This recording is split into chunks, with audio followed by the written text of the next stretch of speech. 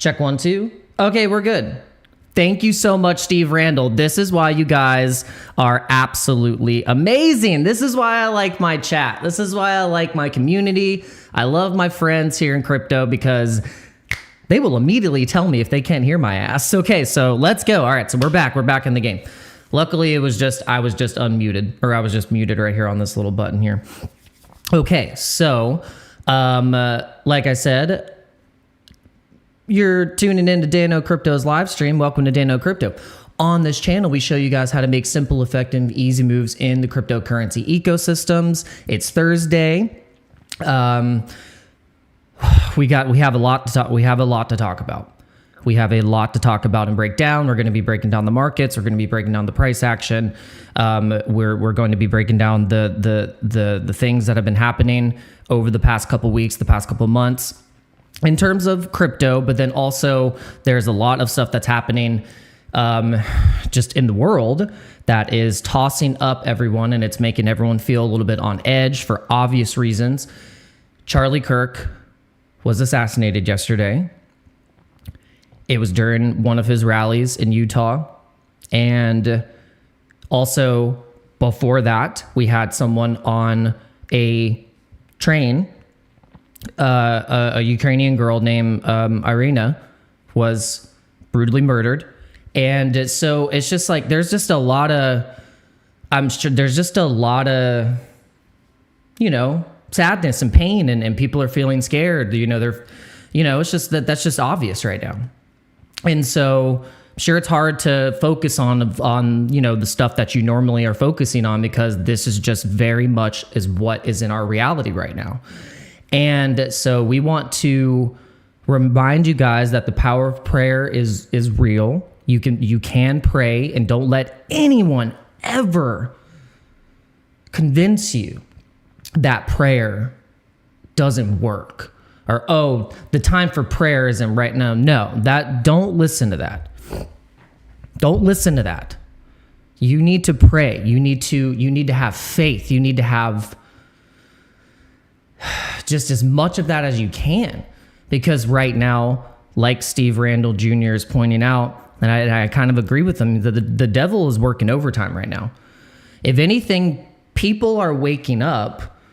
And the fact that people are waking up, that's when the system and whatever is controlling these evil forces in this world, they pull out all the stops. They double down. They start to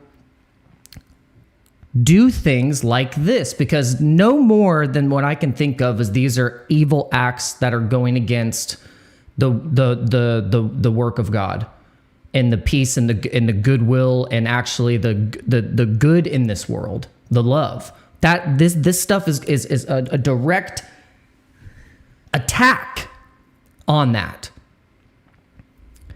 And it's not, and this is what I feel like is what's happening here, is that, and I feel this whatever this is, this deep state, this system, is making us fight with each other. Whether it be with race, whether it be with societal issues, if you're being labeled a liberal, you're being labeled a conservative, you're being labeled this, that, all this stuff. I don't believe it. I think it's bullshit.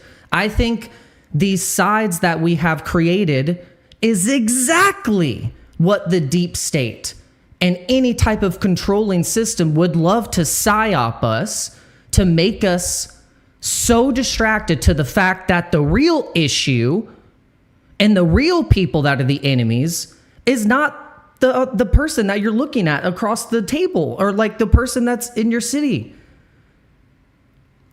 Yes, some of these people, and some people are a product of their environment. It doesn't matter what the hell their color is. Doesn't matter what their race is. They're a product of their environment. And so it's like we have all these things that are going against us as humans, as people, as our soul. This system is trying to take the very thing that makes us human.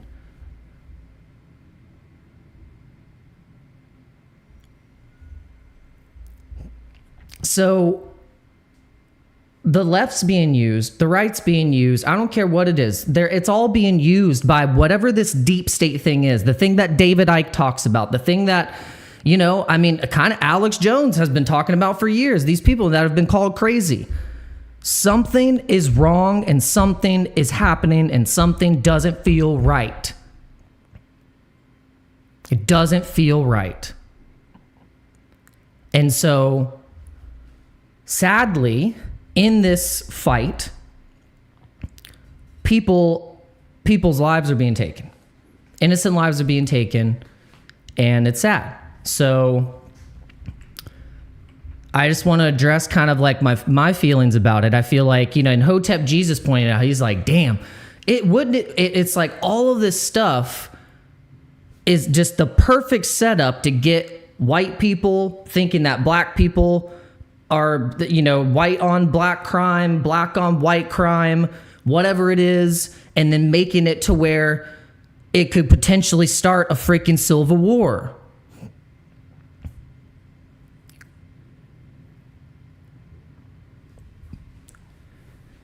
Because when there's chaos like that, that is when whoever is in control will gain the most control from that chaos. That's exactly what the whole George Soros thing is. When you hear the name Soros,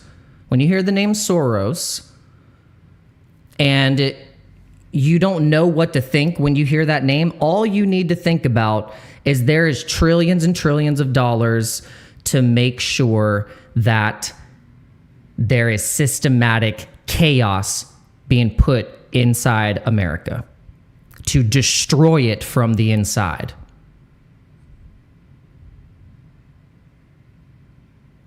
I think this is not a conspiracy theory. I think it might be the truth.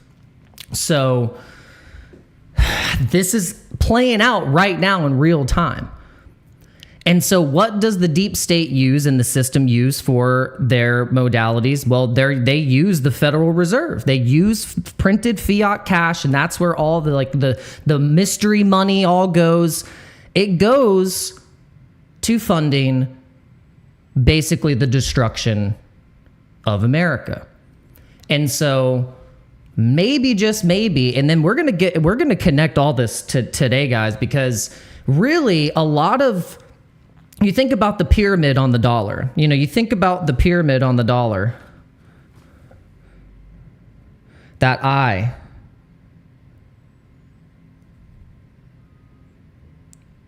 What does that mean to you? What do you think? What does that mean to you when you see this? What does this represent to you when you see that eye on the top of the pyramid? And it's on the federal note.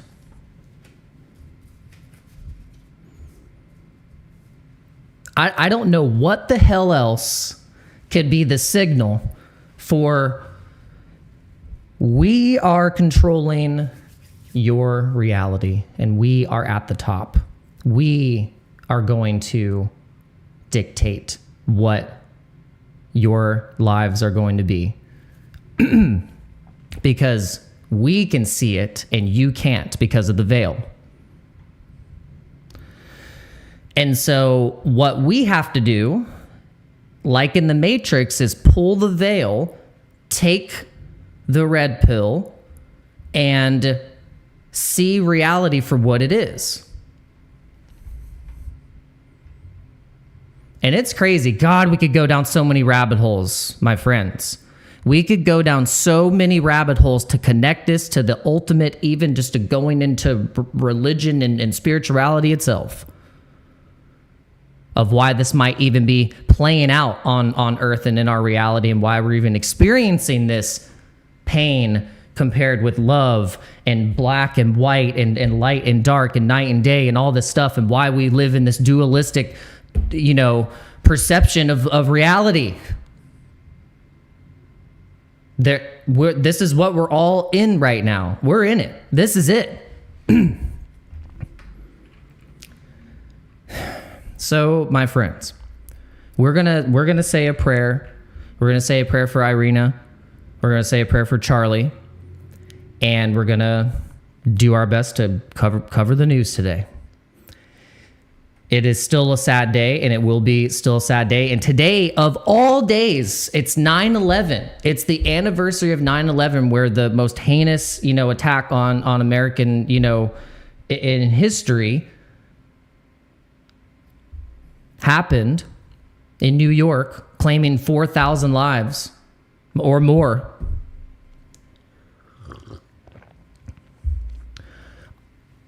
My conspiracy brain just keeps going wild with this stuff because, they do this right before 9/11.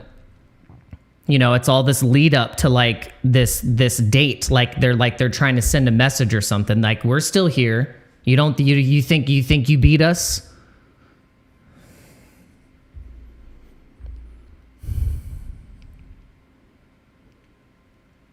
So I'm going to believe more in the power of God.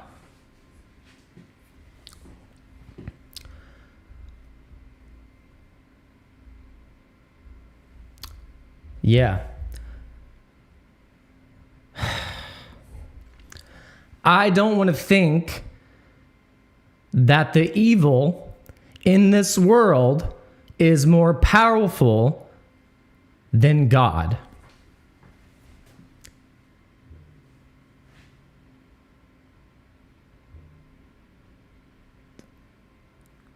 We have to believe that. Like, damn it, we have to believe that.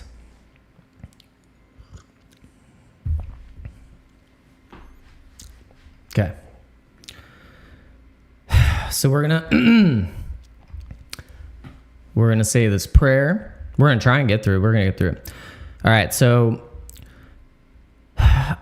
Heavenly Father, we come before you with heavy hearts, mourning the loss of Charlie Kirk and Irina. Charlie Kirk was a passionate voice for many, taken too soon in a tragic act of violence. We ask for your comfort to surround his wife, Erica, their children, his family, and all who loved and admired him. Wrap them in your peace that surpasses all understanding, and give them the strength to navigate this profound grief. Lord, we pray for healing in our nation, where division and hatred have led to such pain.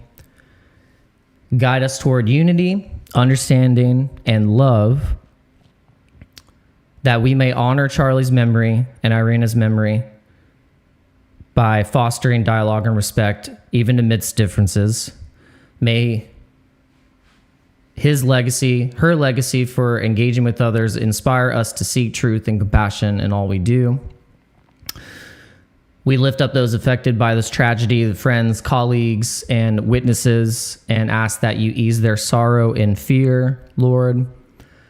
Lord, grant wisdom to those seeking justice, and may your light shine in the darkness of this moment, bringing hope where it feels lost.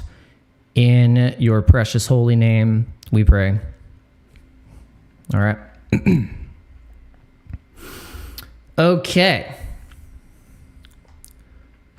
So we are going to, it's just like, I don't know. I don't care how you slice it. It's just sad. It's not cool. It's just freaking sad. Like, it's just, and the videos too. It's just like, there's freaking videos of it. It's just like, if anything, how it's like, I understand like it's desensitizing people, or people are getting desensitized to this stuff. But like, I don't know about you, but I'm not getting any more desensitized. I'm getting more sensitive. I'm getting more sensitive. I'm feeling this shit more. Like, it's like, I can't not feel that. And I've always noticed, like, when stuff just doesn't feel right in the world, like, that's when I feel like, I don't know, like I feel it. Like, I can feel it in my chest, and like my chest is caving in or something. Like, I get this weird, like, feeling. And I guess if you're more of an empath or an empathetic person, you might be more prone to like feeling a bit vulnerable to those feelings. And vulnerability is an interesting thing, because it's like, you know, there's different levels of vulnerability. It's like, obviously you don't want to be vulnerable in a threat based, you know, type of situation where you're like, you're unsafe and you don't want to be vulnerable, like with a storm, for instance. Like if you're outside and there's a freaking hurricane and you're outside, you're vulnerable. You need to get your ass inside.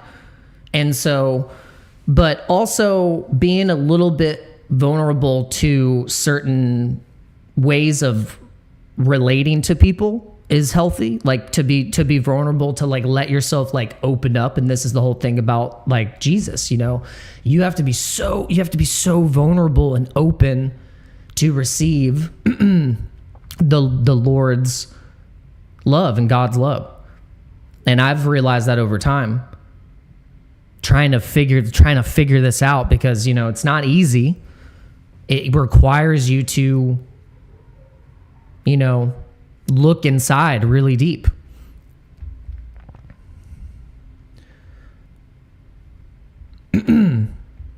So yeah, I've been feeling more sensitive about this stuff.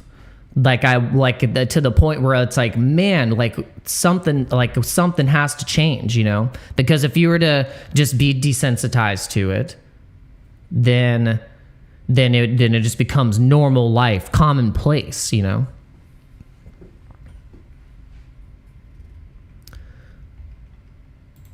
But yeah, guys, make sure you are reposting this, liking it. I appreciate you guys coming in. It's just, yeah, it has been, I'm sure it just has been a very heavy few weeks. And just in general, probably from the start of the year, it's been a pretty, you know, we've been able to be, I guess, a bit distracted with markets and money and things like that, and maybe our own lives and stuff like that. But just by the way, I mean, like, it's not like any of the suffering has stopped in Ukraine and Russia of their war, or you know, Gaza and Israel and all that stuff happening in the Middle East and you know, with Iran, and just like, I mean, it's just like, it's not like it just stopped. Like, it's still happening, you know? So if you are feeling something and you're feeling this and you can't explain why you feel the way you do, it might be because the world is trying to heal right now. And there's this shit going on that might be literally like affecting the actual like world, like aura, you know? That's why I think it really is truly like the power of prayer and in tuning into God and tuning into Jesus and having faith, and that might actually help. As like cliche as it might sound, it actually might help. 'Cause man, we really need it right now. We really need it right now. So Ross Ulrich commented on Charlie Kirk. He said, like all of you, I am mourning Charlie Kirk. He says he stood up for his beliefs and died for them at 31, wearing a t-shirt that read freedom. That's freaking powerful. At 31, my life was taken from me for standing up for what I believed in. He was sentenced to 3 life sentences, Ross Ulrich was. And Charlie helped me get it back. He never took credit for it, but he played a big role in my freedom in many ways. Said last year alone, when President Trump won the election, he asked Charlie what was the number one thing he could do for him, and Charlie replied, free Ross. And in the days leading to my release, Charlie advocated for a full pardon. He did this and more without expectations of me. Said, I wish there was something I could do to help Charlie get his life back, but there isn't, and I'm heartbroken. So he said, Charlie, I will always be grateful to you. Thank you for all you did for me and for our country. I pray for you and your beautiful family. Rest in peace. And what's interesting about Charlie is the left and people who didn't agree with Charlie, like very strongly, and might have just not have liked him at all as a person, they need to realize the fact that Charlie actually, out of anyone on the conservative right, gave people with an opposite opinion a voice and a platform to speak. Right? If you think about it, regardless that Charlie didn't agree with what like he just had a open debate conversation with people and probably agreed with some points that they had, and then some others that he's felt very strongly about. And if you watched his videos, that's the whole point. That's like the whole thing about America is like, that is the thing, that we can have these open discussions, these the open debates, and we might have differences, but then we can come to a way that we can respectfully disagree, but then agree on the things that are the most important. That was Charlie's whole principle, not to just be like extreme one way or the other, but to find like some kind of middle ground. And that is a beautiful thing. So if anything, if there's any person that had qualms with Charlie Kirk, they have to give him credit for being like, he gave everyone an opportunity to speak and to express themselves, regardless if he didn't agree with them or not. And that doesn't happen in other places. Like, it's not like in North Korea you can just be like, well, up, black bag. Like, that's not happening. Like, and in other places too, it's just like, you don't just get to, express your opinion openly as an individual in some places.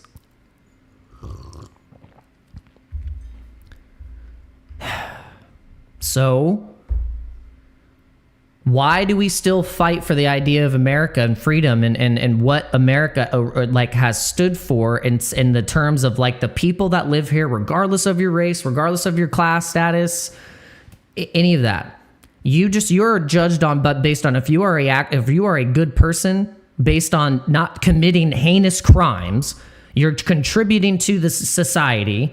You might choose to have a family or not, but you're maybe contributing to community, stuff locally. You're just doing the stuff, and maybe you hate Trump, maybe you all this stuff, but you're still gonna make sure that you're being a good citizen, making sure whoever the left on the right, who cares if they have purple hair, freaking a septum piercing or whatever, if they're the suit dude that looks like they're uptight.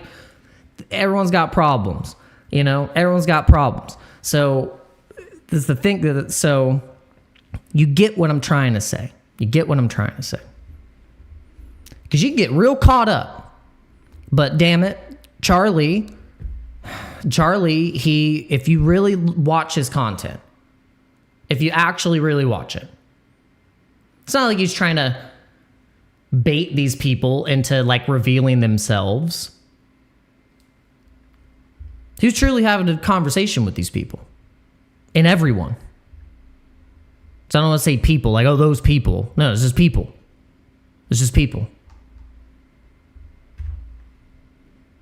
People trying to find their way.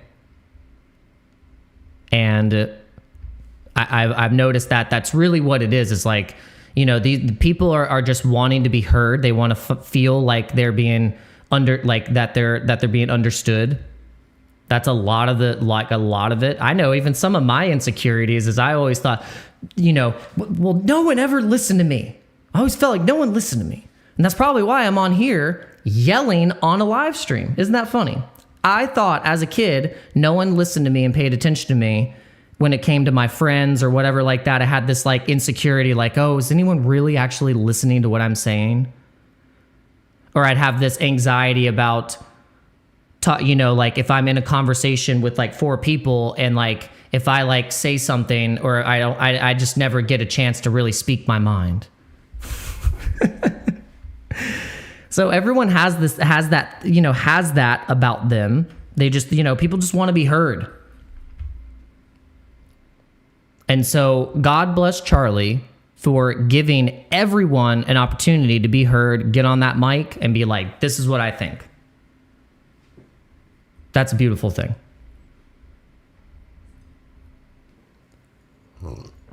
Put a 1 in the chat if you agree with what I'm talking about, with what I'm saying. Just put a 1 in the chat. Okay, we got through the prayer. We got through everything. Okay, this is interesting. So we always made the jokes that Bitcoin is space money, and then Michael Saylor has made those jokes too. He's like, look, it's like cyberspace money that's going to be used for, like from planet to planet, mineral trade, like freaking Avatar, unobtainium. Oh, you got some unobtainium in Avatar? Okay, send us 100 Bitcoin. And then, so that's, or I know there's like a sci-fi book called Endgame, and I think that's also too kind of like, people think that our society is going to end up just being like Endgame, where we're just like, where there's just like the battle's going to be in space. And what's funny is that I think about the government and how they really invested so much money into Space Force. President Trump was the first president ever to really emphasize like, hey, we need like a space force. Like we need space, like more space defense, more money invested into making sure we have like updated like satellites and like all the updated everything to be able to make sure that we are prepared for the next like phase of reality for humans, which is going to be where robots and AI and ships and mineral crews are going to be sent into different parts of the galaxy through stargates. And you're thinking, Dano, you have been smoking some serious stuff this morning. What have you been smoking? I'm not, I actually, I'm good. Don't think that what I'm saying is so far-fetched, because a lot of the stuff that's been in movies and video games and books and that people have predicted, about almost all of it's come true. And almost to a freakishly crazy accurate level, where this is what makes me think that like time, space, and everything about it is like it's just a big circle. It's just a donut. It's basically a donut. The energy is a donut. Your thoughts, your reality, your life, your past lives, your future lives, the present right now is all twirling in a freaking donut shape, and that's why life goes on. That's why life goes on. So just in, new study proves Bitcoin Lightning payments can be sent between Mars and Earth in just 3 minutes. BTC is the money of the universe. What do you guys think about that?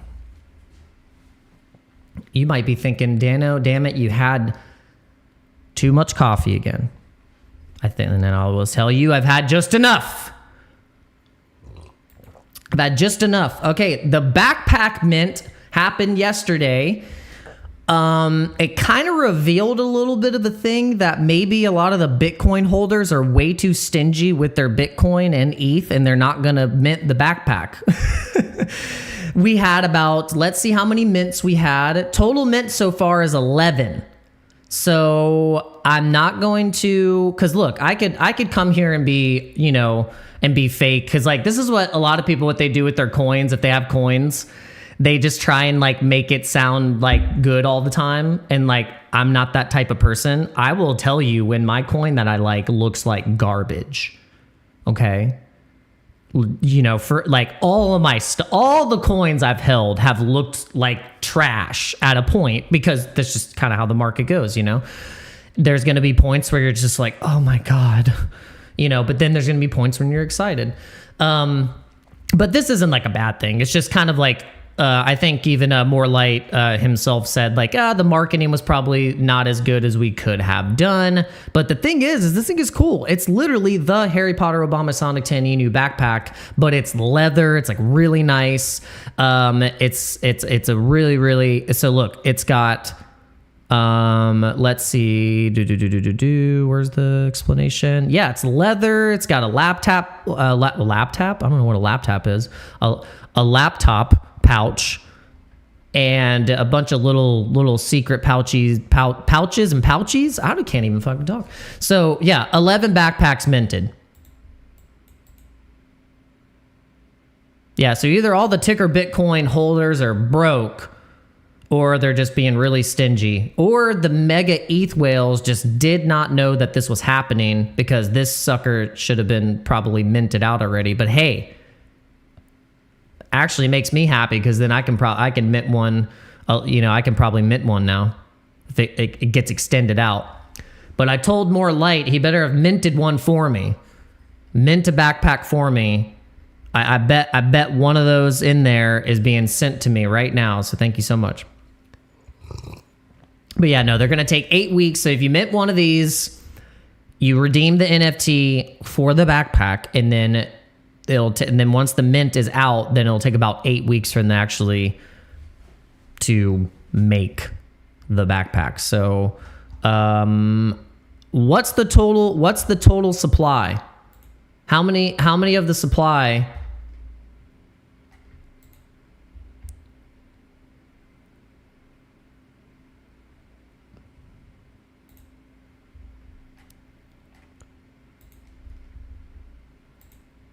Oh, let's see.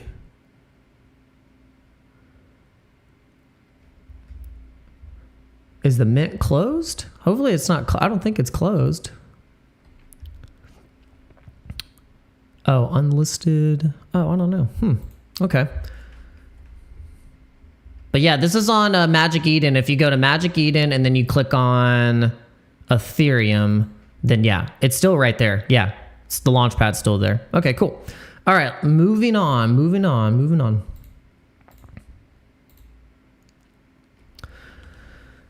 So in 6 days, we're going to have the FOMC meeting. Donald Trump has mentioned it's just not enough. Needs to be cut big now. This is a combination of quotes that I mashed together in one Trump quote because this is basically what he's saying. He's like, it's just not enough. Powell's been too late. We need to be here. We need to be like here, not here, here. Because we're at a 4.25. Well, that's where we're at. We're at 4.25, I believe. Let's see. Federal fund rate. If we go to actually, and this is what's cool, if you go to so value, you can see some of the, I think you can see the interest rates. Let's see. Oh yeah, the target rate.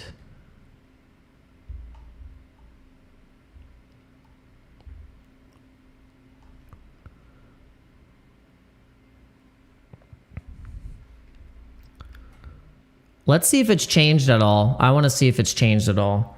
If the percentage has gone up even a little bit, even just like, yeah. So it's interesting, guys. Like I keep seeing the percentage moving more towards 3.75 and 4 right here, which would be great. But I think it's at, let me check really quick. I think it's at 4.5%. So federal fund rate, 4.5%. Is it 4. Yeah, federal funds rate 4.5%. As of September 11, 2025, the effective federal funds rate is at 4.3%. So, okay, so this is where we're going to get a little bit. Okay, so let's see. The rate is expected to decrease with a projected cut of 25 basis points to a range of 4% to 4.25% during the Federal Reserve for the current effective federal funds rate is 4.3%. Prior to this potential cut, the rate was held steady at a range 4.2 to 4.5. The effective rate, okay. Man, it's so crazy that the interest rates were that high. Like the effective rate in September of 2024 was 5%, and I think at the highest, what was it? It was, holy moly! I think the high. Okay, so the highest it's ever been. It was in 1980. It was 20%. Holy crap!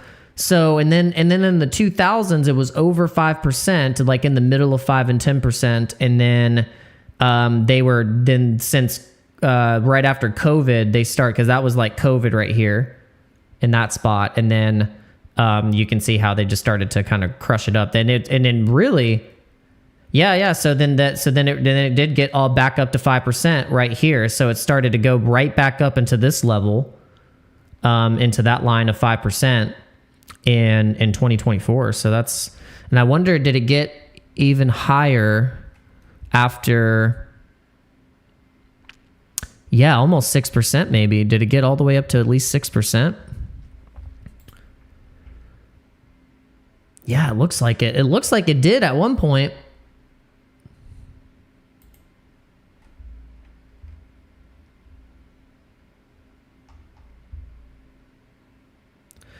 And then mortgage rates react as bets rise on federal interest rate cuts. So the higher mortgage rates dashing your dreams of home ownership appear to be moving. So whether buying a first home, splurging on a vacation getaway, or refinance your current nest, keep an eye on what the Federal Reserve does next week. Even though the Fed doesn't control the nation's mortgage rates, it does set them in motion. So basically, whenever the Fed sets their rate, that kind of gives the signal of what the rate will go down through everything else, like all the rates for mortgages, borrowing rates, what banks are going to like charge interest for, how much they are going to be charged interest to be given money from the Federal Reserve, because that's how that works. Like there's 12 Federal Reserve districts in the United States. They all print and issue money to the banks that are in the region of where they are in the United States. And then the Federal Reserve in the committee, in the chair, are all then getting the economic data that we all know is BS to then determine how much more money they're going to be printing with either having inflation or deflation or a recession or whatever. So even though the Fed doesn't control the nation's mortgages, it does set them in motion. So does the U.S. labor market, which frankly is hurting because the jobs numbers came out terrible. Latest jobs data are to be believed. Here's why these different parts of the economy impact the housing market and mortgage rates. So Board of Governors of the Federal Reserve System. So the Federal Reserve sets benchmark interest rates. The Fed has a dual mandate on Congress to execute monetary policy. The Fed has held the benchmark rate since December 2024 at 4.25 to 4.5% in the wait and see approach. And then that's where President Trump and his administration have been saying that federal Jerome Powell is very much out of touch with reality, because with the obvious jobs number and what everything is going, the jobs were like most of the jobs that they were accounting for were federal jobs. They weren't blue collar, like all the working jobs, the factory jobs, like all just everything. Or I mean, they're not counting for people who are getting laid off as servers in restaurants or something like that. Or maybe like the full encompassing jobs report is probably insane. I bet the whole thing about people like there's probably way more people unemployed than what it is on the numbers. Let's just be honest. Like if they probably put the real numbers out of how many people are actually like got unemployed and lost a job, or their income might have decreased, or it's just stayed the same while inflation has went up. So then that kind of cooked a lot of people, because think like inflation went up, everything went up double, triple, but your pay probably didn't go up. Maybe it went up like $1, like over the just raise your hand if in the past 4 years you got a pay raise. It's not like it didn't happen, because some people did get a pay raise, some pay went up. Like for instance, me, I noticed that with some of my stuff, I started to raise my own prices because I freelance and I contract stuff. So I started to raise my own prices to combat, because if you don't, then you're going to be screwed. And then I noticed that luckily some of the people that I work for, they started kind of, bumping it up a little bit. So I was like, all right, awesome, cool. But that's not the case for everyone. Like some people maybe got like $1 raise, or like, and that's not going to do crap. And then, and for instance, like even if you're getting paid $20 an hour, if you're like, that was like good 10 years ago. Like I remember when I got one of my first like nice, like kind of contracted jobs running sound, it was $20 an hour. $20 an hour. And I was like, dang, like back then, in 2000, like when was this? This was 2015. It's 2015. So it was 10 years ago. That was like, okay, that was pretty good. Like that was like, you're making $20 an hour. Like you're kind of getting up there. But then you take in all the stuff that happened over the past 10 years. And if you're still making $20 an hour or less, then I don't know how you're surviving. I don't know. I don't know. Like, how the hell are you paying for stuff? Like, when I hear that people are making $10, $15 an hour, I'm like, are you having to work like 100 hours a week? How are you able to survive? Because like, yeah. So this is what Jerome Powell is so out of touch with reality. Like, I don't think that dude understands that that's the case for like many Americans and people that live in America. It's like, it's crazy.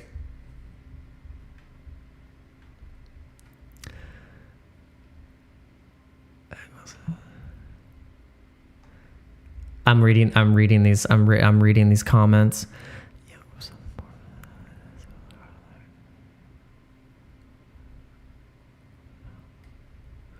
Paul Clinton. We just don't know. We just don't know. We don't know, Paul.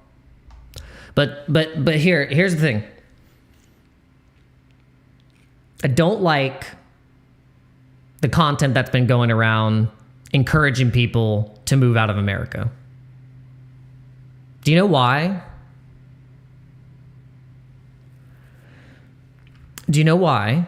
And it's not nothing against you, Paul, because like, you know, everyone's got their different situations, and wherever you're living, you probably like it, and hopefully you're being taken care of, and you have freedom, and I hope everything is going good for you.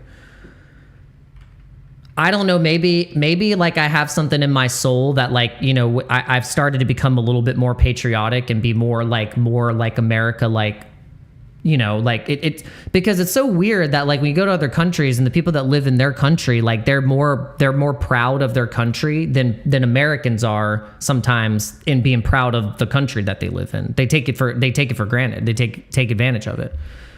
And it's kind of like, and then it goes back to the whole thing of how the system, you know, is using that to their advantage of people taking advantage of the system, which they are, because it's the way that it's set up. It's like bad actors can slip through the cracks and look like they're like for the people, but they're really just scamming people from the inside. So it's almost like the ideas of America is like, you know, we want, you know, we want freedom, but under these rules, you know, follow these rules. There's certain guidelines. It's not like it's a free for all. It's not freaking anarchy, you know, but it's like, there's going to be bad actors, and there's always going to be someone that's sneaky and has the mask on and is going to act like the good guy in this system, that they're going to also take advantage of it. So it's like, it gets a little slippery, you know, it gets a little slippery. But my point that I'm trying to make is that I think it's not a bad thing to be like, to love your country, be patriotic, and, you know, and try and understand it a little bit more, maybe understand the people that live here more in certain areas of the country, because obviously like certain areas are different. I mean, the landscape, you know, the kind of certain like pockets of kind of culture and stuff like that. Like, you know, it's different. It's like, you know, people that live in North Dakota are going to live different than people that live in New York. It's just kind of, you know, but that's the point of America, is that then we know this to be true, but then we go and we experience and we try and relate and we go, oh, damn. Okay. But that's cool, you know? And so but that's what America's about. You know, I think that's really what it's about, is like, we know, like, we might not be like,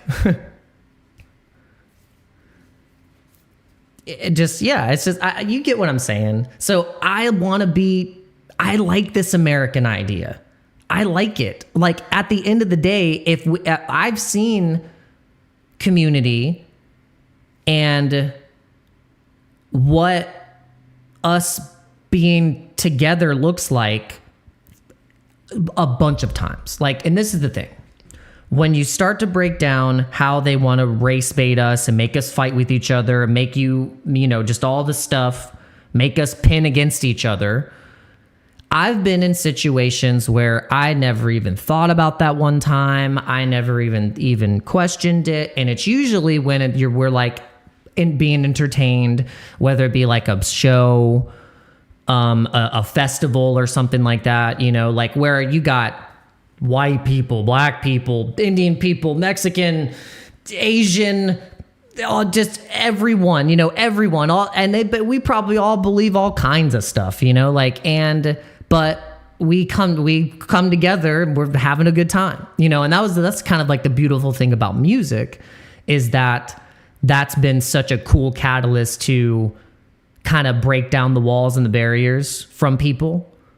And then, you know, hey, you can maybe say this is controversial, but certain religions have been able to break those walls and barriers. It has its baggage, but at the essence of it, it's kind of like just get closer to God. Get closer to God. Like whoever you are, child of God, get closer. You know, so there's catalysts that do bring people together.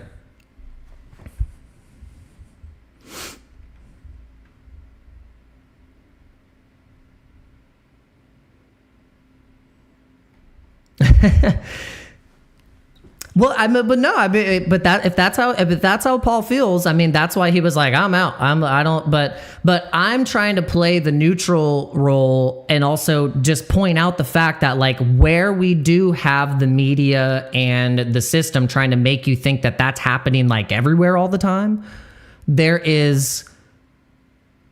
are places where that's not happening and people are getting along and people are trying to live like communally together in a way with respect. So it's not just all one extreme to the other. And I think the content that I've been seeing, like that, I bet you guys have seen this guy. The dude that's from the CIA, he was like an ex-CIA person, which I don't even probably believe this anyway. I bet he probably didn't even work for the CIA. He's just freaking being a grifter. The dude with the curly hair, long hair, and he's worked for the CIA and he went on all these podcasts. He had a range of podcasts that he went on saying like America's going to be destroyed and it's going to die by 2030. All this like fear, all this fear mongering and like I can't stand that content. Because all it does is it weakens you. It doesn't give you knowledge. It makes you fear-based. I have, but it's not for a few years. I mean, I know whether if you actually live in a place, it's different. But I mean, I went to Dubai. I've been to Prague. I mean, I know there's like, you know, wonderful cities and places that you can go and you can live. And you still have to, you know, make sure you're like culturally watching your ass because you can get thrown in jail, you know. But yeah, I've been to all these places. I've been to those places. I understand. When I came back from Dubai, I was like, oh my God, our cities like are atrocious. I mean, compared to Dubai, where there's like no BS, you know, no BS. You can't act a fool in Dubai. I would love for our cities to be like that. That's the thing. It's just like people, you know, had all the stuff to say about Dubai and how it was like, oh, you know, it's too oppressive against women or whatever. It's just like, or all these things, these misconceptions because they've never even actually been. But then I went complete opposite, not oppressive to women, actually very respectful and nice to women and children, very family friendly. And my wife and kid were walking around at night in the city. And people were offering to helping them with the stroller, get in the car. God, I would not in a million freaking years do that in New York or Chicago or Philly or San Francisco or LA. Like, I ain't even going there. Sorry. No thanks. Until those cities look like freaking Dubai, not going.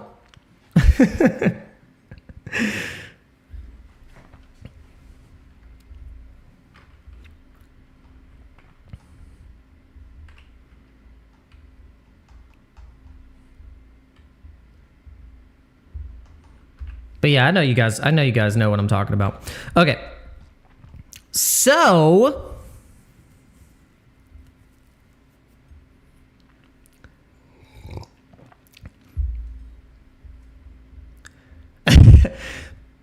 headband, If I went to Chicago, I'd have to be going in an armored car,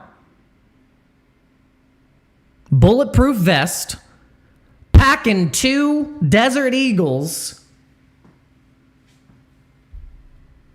I ain't going nowhere near Chicago. No, sir. People were having a Fortnite shootout in Chicago. I am not going near Chicago. I'm gonna pray for everyone that is in Chicago that they don't get like just the strays. It's ridiculous. It's out of control. Like, I'm all for gun ownership and all that stuff, but Lord.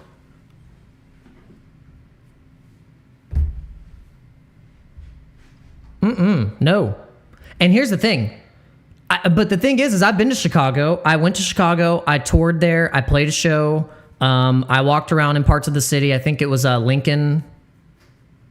What's the part of this? What's the part of the city that's it's kind of like, it's not too rough, but it's kind of hip. It's kind of hip. There's a lot of bars. There's like a nice Korean place, Korean barbecue place, old school. Is it called Lincoln? Help me, headband. It's with an L. I remember it from my memory. It's with an L. But no, I enjoyed it. I mean, I get like there's obviously in every city, there's great aspects of the cities, but you can't deny the fact that, I mean, our cities have been getting a little out of control with the Lincoln Park. Yeah. Lincoln Park. That's what, Lincoln Park. Lincoln Memorial Park. Yes. Have you been to that Korean barbecue place that's in Lincoln Memorial Park? It'll blow your freaking mind. It is, oh my God, it was so good. I was losing my mind. The thing that blew my mind about this particular Korean place was after everyone had all their food cooked on the table, flat iron, the waitress comes and then dumps and cooks fried rice with all the juices and all the stuff, and I was like, oh my God. I was like floating. I was floating up into the sky.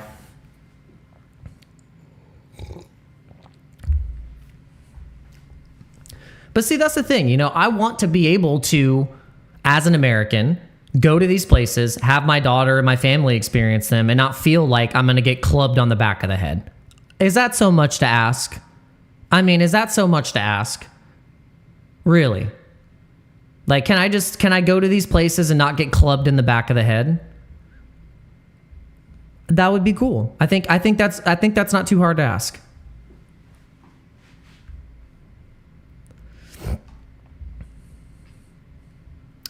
But Paul, it doesn't work like that. It doesn't work like that. It's called that. You can't just be like, it's just like all the stuff with space and NASA. You think they're going to just be like, hey guys, by the way, the moon landing wasn't real. We filmed it in a studio. Everything I've been telling you is a lie. Here you go. They're not going to do that. That's not how reality works right now, Paul. It's called slow drips. You think they're just going to completely shatter the nature of reality right now? No, they're going to do it over a span of time. These people don't play in absolute days. They play in 20-year, 50-year, 100-year plans. If Trump is what is, I'm praying to God that he's playing like a 24D chess game right now, and he might be psyoping the psyopers within the psyop. That's just my hope and prayer, because if we don't have anyone trying to help us and fight for us, then I mean, that could be where we could lose hope. But I'd like to think that there's something happening here. I don't know. I mean, I'm just coming to conclusions just like you guys are, but I just don't know.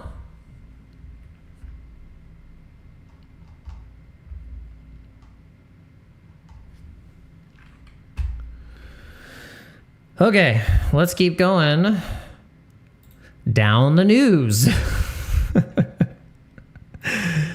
This has been fun, but also it's just like I knew I was going to start going down the rant train talking about all this stuff. And if anything,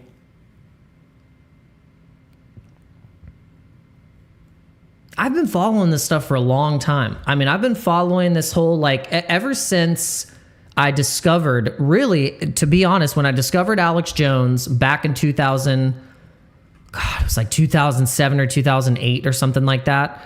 I kind of just started to get cracked open a little bit. And it's not that, like, I believed everything Alex Jones said. It's just like, it was just something that, like, it was something that I was hearing that kind of, like, resonated with my weird feelings about Obama. Something just didn't feel right. I feel like I got duped. Like, you know, like, it just something just didn't seem right. And then I started to discover all of this content and kind of, you know, fringe content on YouTube, not just Alex Jones, but people breaking down, like, these, connecting dot theories and all this stuff back when YouTube wasn't banning content, you know? And I remember seeing this movie called The Obama Deception, and holy crap. I mean, it just, like, it really exposed all of the things and really kind of almost validated my feelings of why I was feeling so gross and why I was feeling like I was just like this person that was just easily getting manipulated. And you start learning about the Federal Reserve. That's when Ron Paul was running for president, I think for the Democratic nomination. And that was the time where he was the only one at the time that was talking about the Federal Reserve and how dangerous they are, and how we had to audit and like abolish it, almost completely eradicate it. He was the only one. I remember, and it's started making me think, like, dude, this dude's really passionate about this. This is all he keeps talking about.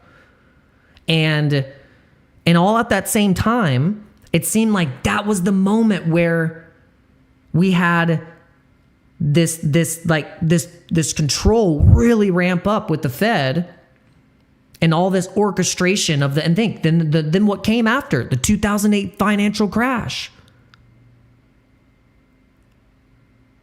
What came after? What came after that? Bitcoin. Bitcoin came out of that. This is why, my friends, I think when I want to tie all these things together and I want to connect the dots, Bitcoin might be more a part of this story of transformation and freedom than we might ever think. Because why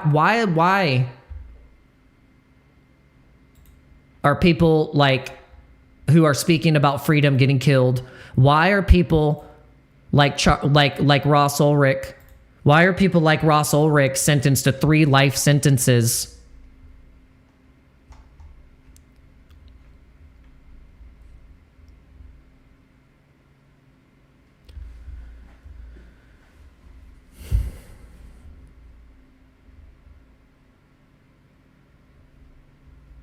So in the essence of Bitcoin and almost its kind of libertarian-like movement that's behind it, there might be a very big connection in terms of, if you think about all the different intelligence agencies and all this stuff, and then you think about how all the stuff that they are able to intel to get info from everything around in the entire world. That's why people have always conspiratized that Bitcoin was created by the CIA or people that were inside of the CIA or any type of intelligence program, and maybe offshooted, and maybe they knew what was happening and they knew, oh my gosh, like, we need an exit strategy to be able to give humanity a way out of the pyramid.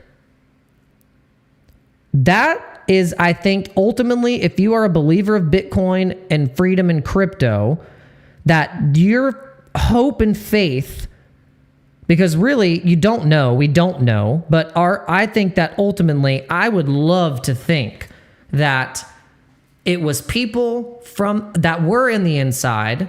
They knew everything that they could know to know that they needed to create something like Bitcoin as an exit strategy that the world could eventually use. I mean, I think that's what every Bitcoin maxi and someone that's going to like give their, put their money into this thing. I would think that that would be the ultimate end game, is that like, okay, to battle this thing that has the control over people, which is that fiat system, the Fed, all this just dictating everything. And what can be the way out?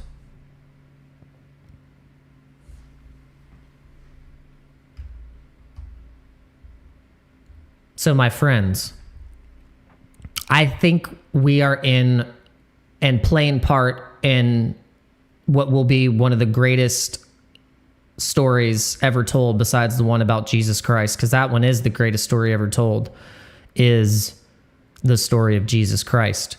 And I think the greatest story ever told is going to be the soul and the passion of the human spirit to be free is going to be the biggest revolution, I hope, in our lifetimes. That is what I pray for, is that we will be able to break through and break free from the chains and the shackles that I think have probably been on us for thousands of years.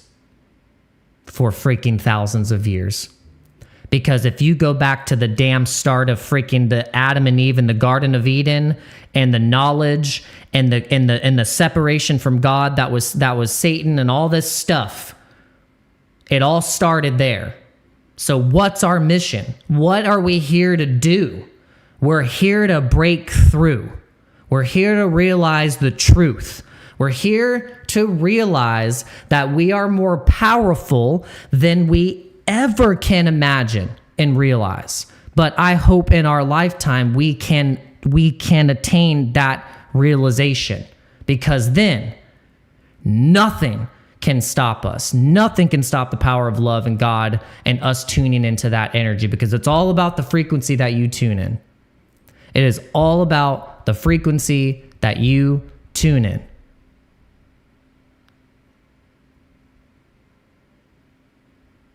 And so right now, we need to be tuning into the frequency of God. Start putting on 432 hertz frequency meditation music in your house. I don't care what you have to do. We got to start tuning in. Because the system is going to want to make you tune into the doom rattle.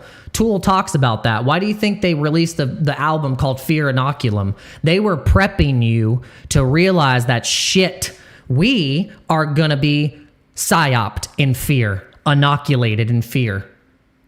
If you can't see that, then you need to understand the signs and the connections between people that are tuned in, because the signs have been everywhere.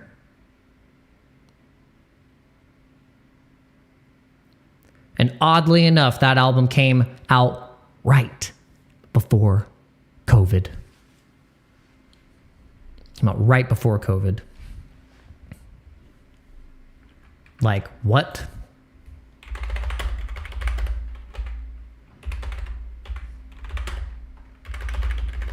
Fear Inoculum release date was 2019, right before COVID, called Fear Inoculum. Now you tell me that that's not a synchronistic and synchronistic connection. It's pretty crazy.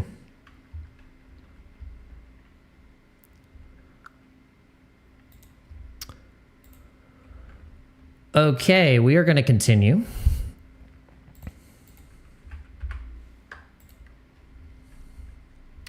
Trending right now today is never forget, because it is 9/11. So we're memorializing all of the lives that were lost on that tragic day. And so just all day, just kind of like put your thoughts and your prayers on those people, the families. I'm sure every day that this day comes up, it's probably a really, really hard, tough day. And so with that being said, just Be compassionate, be more loving, try and have empathy for people, have empathy for anyone that is feeling sad about Charlie Kirk and also Irena. Like, people are getting made fun of for feeling sad about this. Like, if anyone is making you feel bad for feeling sad about someone losing their life and getting murdered, that person is an asshole. Just so you know. And you probably shouldn't communicate with them, very much so. Like, 100%. I mean, like, that person needs to, like, have a serious come to Jesus moment if they're going to make you feel bad for feeling sad and expressing emotion like a human, and you're not a freaking robot.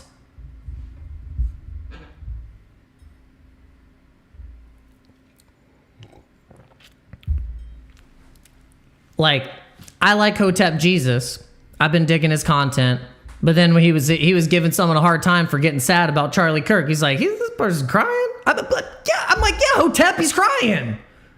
Is that okay, Hotep? Jesus? You got Hotep Jesus. Jesus is in your name. And you remember Lazarus. You remember Jesus died or Jesus cried about his friend Lazarus. You gonna say, Jesus, you crying? Why are you crying, Jesus?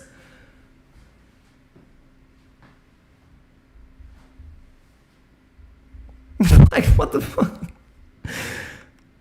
Like, what?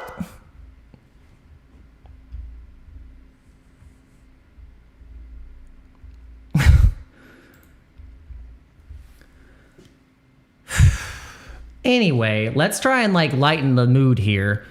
Let's try and lighten the mood here a little bit. At least we know we have a dong descending wedge that could be breaking out at any moment from Vitalik. So, dong ascending wedge.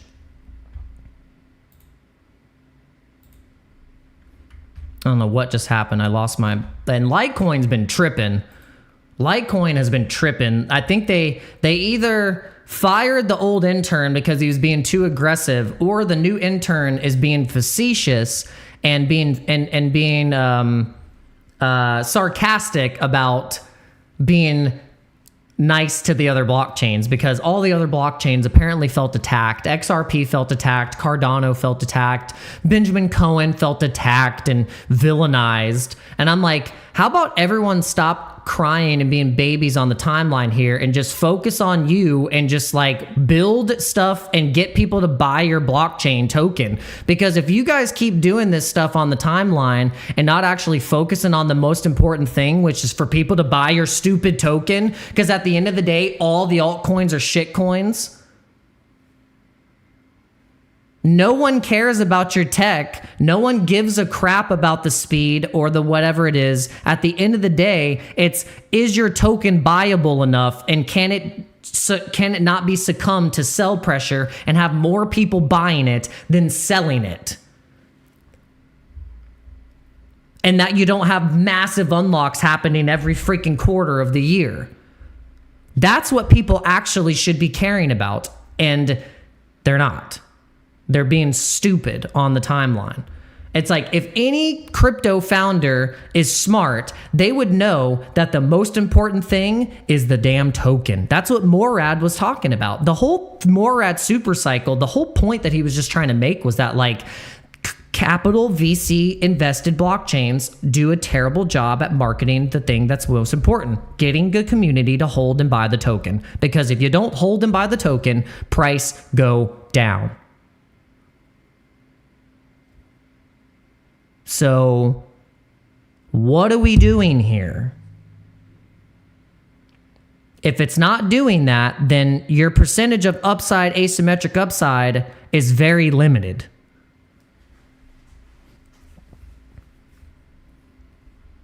And recently we saw what happened with Ohm. Heavily VC invested, unlocks, and massive irresponsible founders with over leveraging and basically doing just like these sketchy buybacks on their token, and basically doing like faking the market cap to where it looks like it's this crazy chain, and then it got completely rugged. So like, I suggest that all of these blockchains do what Bitcoin has. That's why do you think Bitcoin has done so well? Because you know what? They had the most delusional Bitcoin maxis mining Bitcoin in their bedrooms and in their basements, and then had message boards and all this stuff, and people getting just like that was the grassroots kind of thing about Bitcoin to begin with. And so the whole thing about more people holding it and then buying and selling it, it's like that kind of has appreciated some of the price appreciation of Bitcoin. But then also we have the tokenomics and all that stuff that also is a catalyst and helps. Limited supply and demand, scarcity. But yeah, like these that's why meme coins, I think some meme coins will just outperform, I think, a lot of stuff, because if what I'm talking about is true, then we're hopefully building like armies of hodlers of some of these tokens like SHIB and Doge, Pepe, Pingu. I mean, if people become lifelong like fans of Pingu, then this could be something that is like the long-term play for IP of meme coins. Bonk, representing one of the most popular memes on Solana, that success is going to represent the success of the Trump token, and then cult, guild movements, community movements as a whole, represented as with SPX 6900, might champion things like ticker Bitcoin, because you see like a lot of the people that hold SPX 6900 or Pepe or Wojak and things like that we've mentioned, they all hold ticker Bitcoin. So it's almost, or MPC. And so it's like some of these whale wallets are playing on the same, I think they're perceiving the market very similar. It's like if you look at the big wallets, and we've tracked the wallets, like we still have these two wallets we're tracking. This one's starting to get up in balance. I mean, they're bullish Tau, the Bit Tensor. The other one is bullish EGen. So it's like, it's cool because like that's the representation of how you can build your portfolio and wallet track and break down your portfolio of what you're just going to be bullish on. Because look, they have big balances, and only like, it's really only let me see from the because I'm going to start from like a true balance, like if you have like like at least like $300 or more. So they have 1 2 3 4 5 6 7 8 9 10 11 12 13 14 15 16 17 18 19 20 21 22 23 24. They have 25 tokens. Okay, so 25 tokens with a balance of $350 or more. That's great. I mean, maybe even like lower it down a little bit, but because they have some like small plays, like they have this like Doge 2.0. So this is probably just stuff that they're just like, hey, I'm just going to kind of speculate. Like I'll have a couple $100 in here. And then they have like a little small play of MAGA. But this is just an example that they really do have the meat of their stuff in like ticker Bitcoin, this Proton, Wojak, Kekius, NPC, which is the parallel of Wojak. Then you have World Liberty Fi. They bought some World Liberty Fi to kind of hedge on that. This is less likely to be a like short-term rug. It's more likely going to be a long-term scam to the upside. And then there might be periods of consolidation when tokens get unlocked again. We'll just have to see about that. We've been tracking that wallet. But then you have the biggest balance, which is the Bit Tensor. Okay, so then that's that wallet. And then you go into this wallet, similar, it's up in the hundreds of thousands of dollars in value.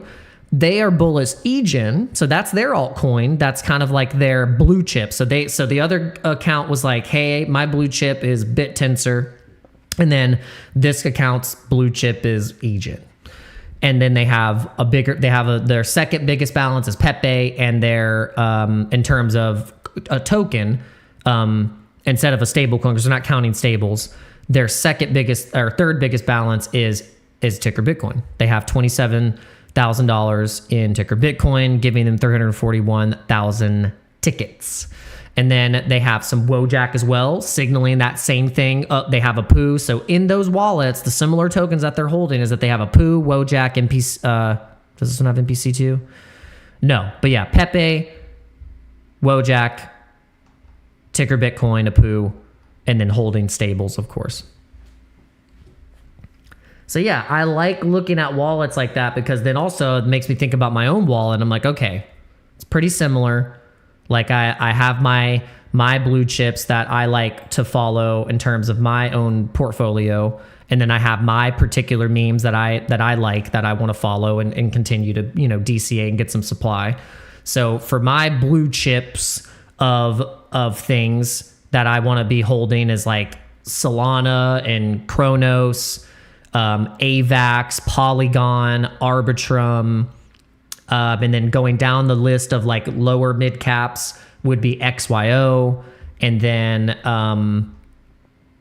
Optimism also kind of included with Arbitrum. Those are really two, I think, bullish like layer twos that are doing like a lot of trading volume and transactions and addresses and stuff like that. So like on-chain tokenomics and stuff like that are good for those particular chains. And then I have the memes where I've explained I'm bullish Pepe, ticker Bitcoin, Wojak, Brett, Dogecoin, and for Solana memes, I still like Ponky. I think Ponky's still up in the ranks. And then I like Bonk as well. I think Bonk because it's just been like a solid player. It was that original airdrop token for Solana. They've airdropped it on the phone, so they really are trying to kind of implement this thing in terms of the phone. Maybe they'll have pairs with Bonk and SKR, which is the Solana Seeker token that was announced yesterday. A lot of connections. So, I mean, yeah, so a lot of stuff to be kind of bullish in the Solana ecosystem. Okay, Headband saying, what's the most bullish Solana tech token besides the liquidity providers? I think the most bullish one that people aren't really paying attention to too much, and it's funny because I was following this token and I kind of caught wind of it, and then I was like very excited to see that someone that I follow was also bullish on this particular protocol, and it's Zeus.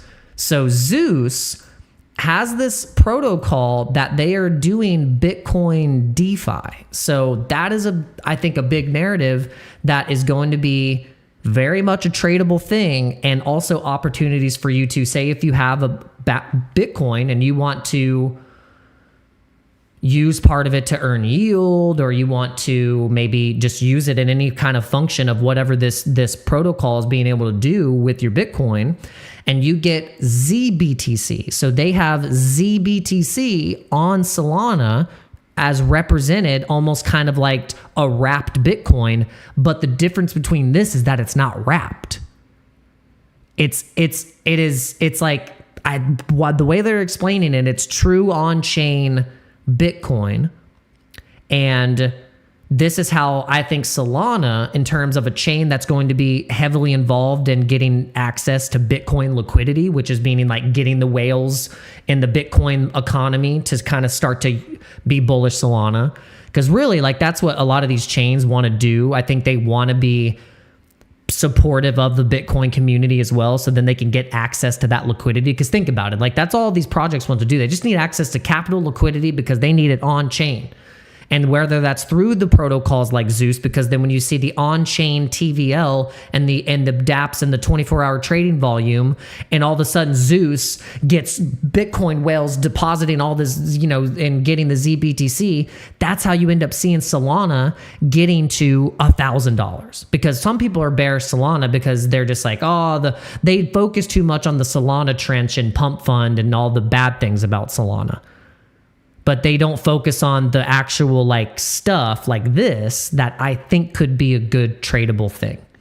So in my opinion, Zeus is just one of those things that I found kind of early on that piqued my interest of being like, oh wait, because I know there's all this Bitcoin DeFi stuff going on, and this could be a cool way to to trade this, because look, when we were having good altcoin moments and altcoin seasons areas in the market, like with the pre-Trump, the Trump pump, and then look, all altcoins did this, and then we're kind of just solidifying like where we're going to find a bottom here. And I mean, it looks like we found a bottom. So this is what's great about some of these things, is like, this is where you're kind of investing in early into what would be 2, 3, 4 years down the line, $1 trillion economy. That's how you have to think about it.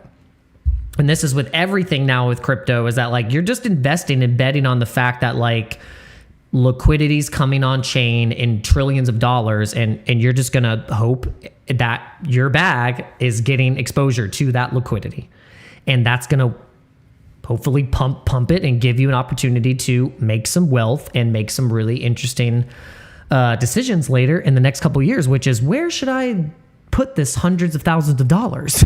Because then that's the biggest thing. After the fact you make the gains, what do you do? Because that's where a lot of people got rugged and got full and just was like, got washed, because like they either maybe took the profits, then put it into some scam chain, and then they got rugged on that. So that's where I think it's interesting that now that we have the stablecoin economy,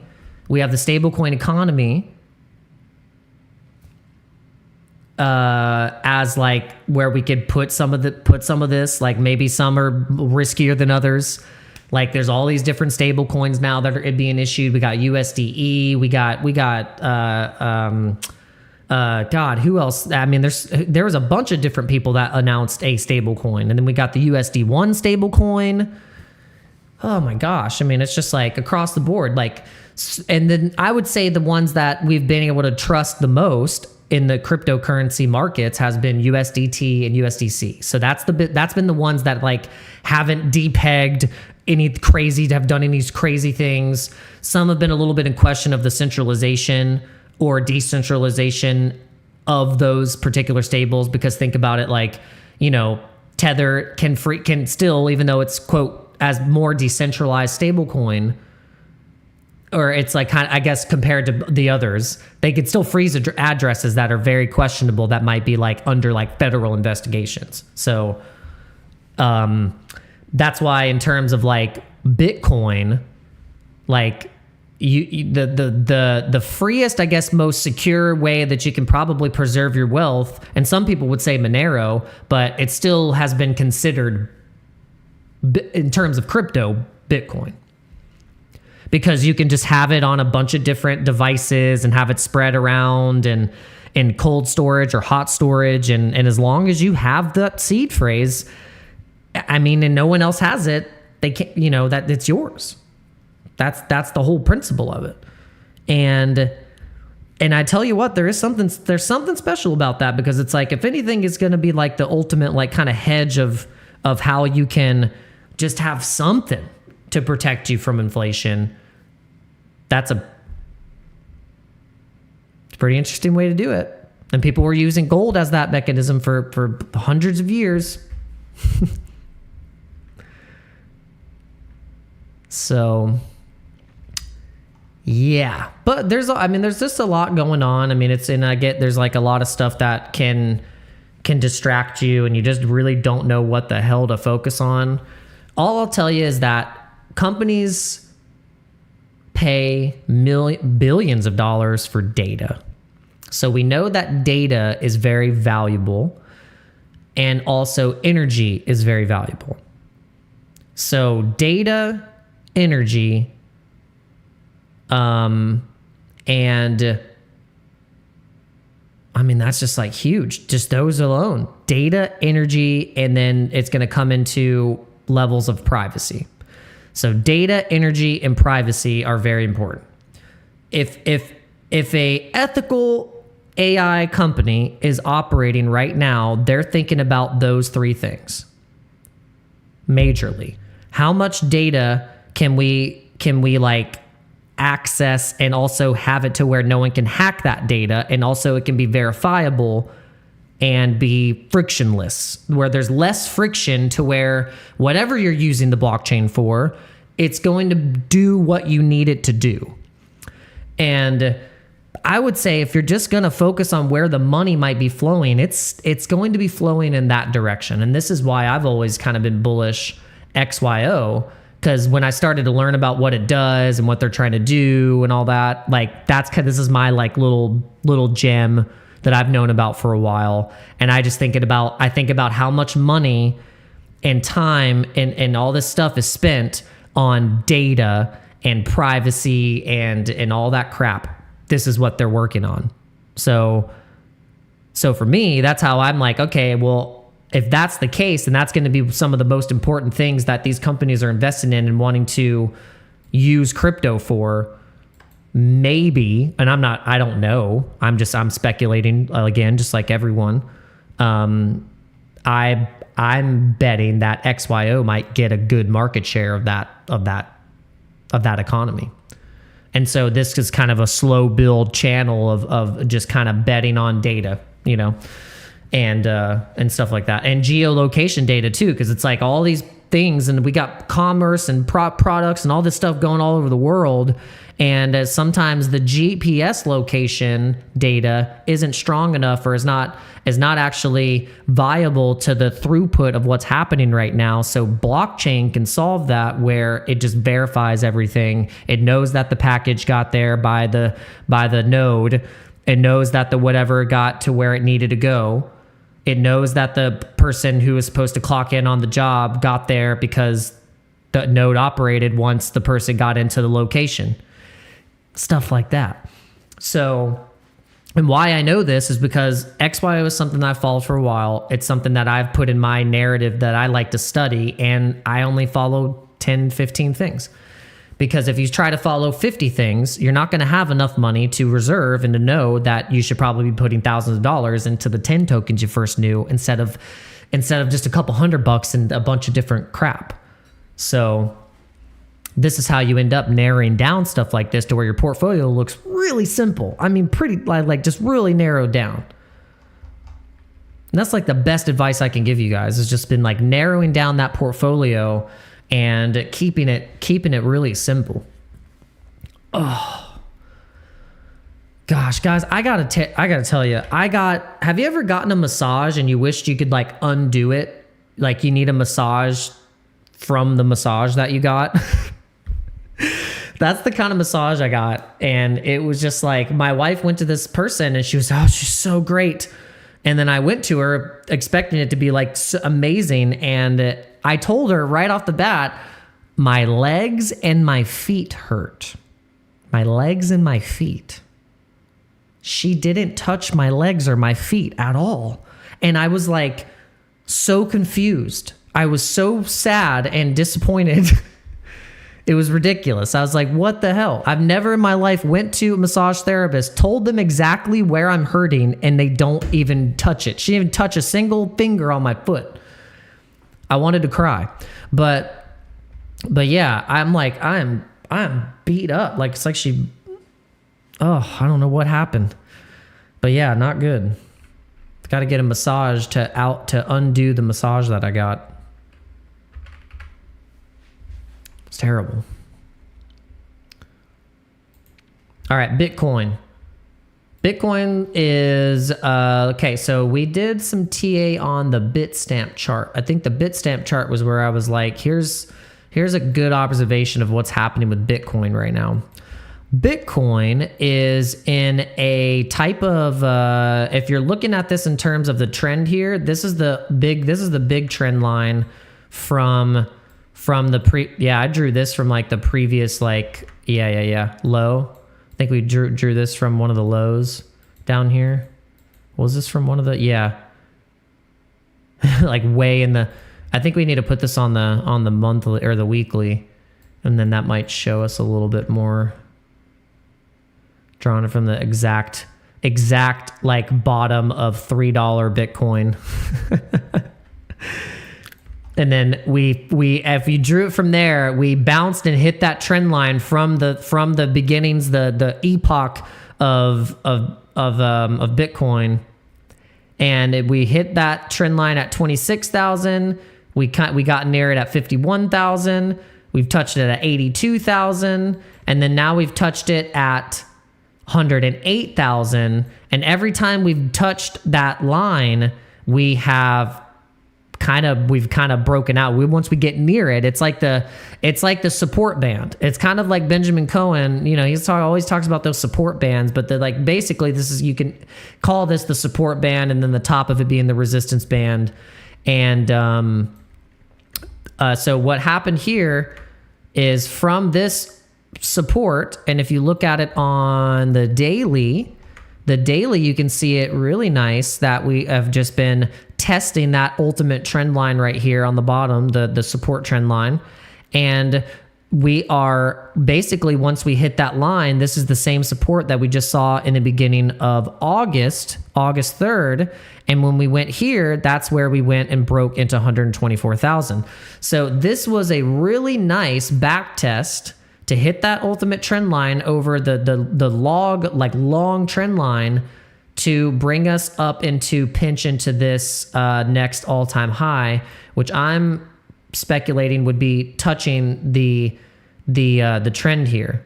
Because you can see if you just measure from this point to here and then bring it to that next level, and we're just kind of doing, moon boy math, moon boy measurements, almost the same distance, very close, but like we just have to see how much it'll kind of bing bong and hit some resistance, because we're going to hit 120K resistance. Like I'm just like betting on that. Like we'll do something like this. Like we'll come up and kind of, maybe chop around a little bit. We'll break that, see if we can break that all-time high. We might have a lot of shorts possibly get liquidated because sometimes the market makers will say, hey, a lot of traders are going to be betting that we hit resistance at 124,000. And if that's the case, then they could smash those shorts and make it and crush it up. And we end up getting right to that Fibonacci level, which is that Fibonacci extension for, I think it's 1618, the 1618.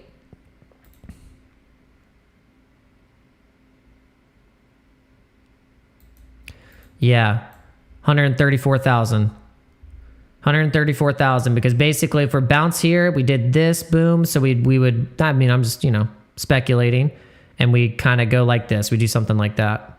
But there's going to be probably potentially some price chop in this area. And that's where, So right now it's actually kind of looking good. I'd say it's looking good. So that's my TA on Bitcoin. ETH, I would just be paying attention to the ETH BTC ratio chart. This is a good sign of distribution here. We had that bull flag breakout, and we're going down again, creating these little flag patterns.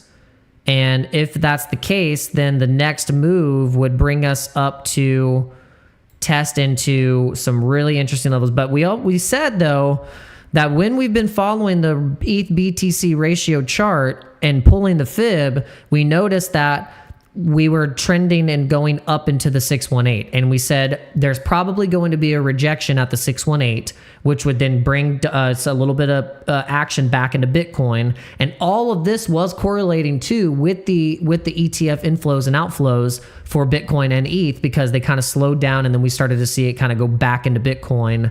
But ETH was still holding very strong through this, because sentiment around ETH is looking really good. And also we're looking like we're in altcoin season. We're actually like the indexes are showing that we're basically in altcoin season. Like we're almost getting in the red. And we said that this was going to be happening because look, we hit really good support. We said it's the same support that we were kind of hitting before, and what we hit before in what was this in like right before the Trump pump, we had that blast of altcoins from here to there, and then we had another little test right here, right there, Trump pump. This was that was then that Oh, that was 2023. Yeah, we need to go to 2024. Yeah, I was right here. Yep. Yeah. Because then, and look, we were kind of bonging around in January, February, March. Remember when we were looking at ETH and the altcoins? Oh my God, we had stuff going up 1,000%. We had things just going insane. And so now that we're starting to kind of trend back up from that support low, and we start getting back up in here, then we're going to see a bunch of different projects potentially start to kind of, get some liquidity. Might do something very similar to this. We get up here and we just kind of start, that's where you start to see the rotation. You start to see a little bit of the rotation kind of happen in real time. So yeah, it's looking good in terms of the alts. And then we can look at the ratio charts for like others BTC and let's see. I think we do have the others BTC. Yeah, others BTC. Look like it found a bottom, like we're starting to, we want to get back up. We want to test the 618. It's the same as the ETH BTC ratio chart. We want to test that 618 right up here. And then if we look at total cryptocurrency market cap, and then maybe let's look at the total 3. So this is total cryptocurrency market cap excluding Bitcoin and ETH. Look, this is actually doing wow. I drew this a few days ago. I actually drew this like a week or two ago, and it's doing exactly as predicted. Basically trying to break up to test the breakout of this bigger time framed bull flag descending wedge, and then it's really just now actually fully because it's testing it with consolidation. It didn't just go straight up in one mega bullish, God candle. It's been a kind of a bit of a slow drip, and then it cranked up. So now if you see it went sideways here, up, sideways, and then I think we could get another push where we get something like this. And then actually we'll overshoot 1.3 trillion excluding BTC and ETH, and we'll be at 1.4 trillion excluding BTC and ETH, and then total cryptocurrency market cap is actually going to be trending up past 5 trillion, and we'll be breaking out to a brand new total cryptocurrency market cap all-time high, getting up to $7 trillion, my friends. And you are not going to get any other valuable cryptocurrency content in this fashion and in this manner anywhere else. And that is a fact. So hit that like button, hit that subscribe button, ding the bell, and make sure you're sharing this information in this live stream to people, because we just broke down the whole damn state of the freaking world and then connected it into why Bitcoin is probably going to be somewhat of a catalyst mechanism to hopefully break us out of the matrix and get our money up, so then we can become a force of good in this world with the wealth that we make and be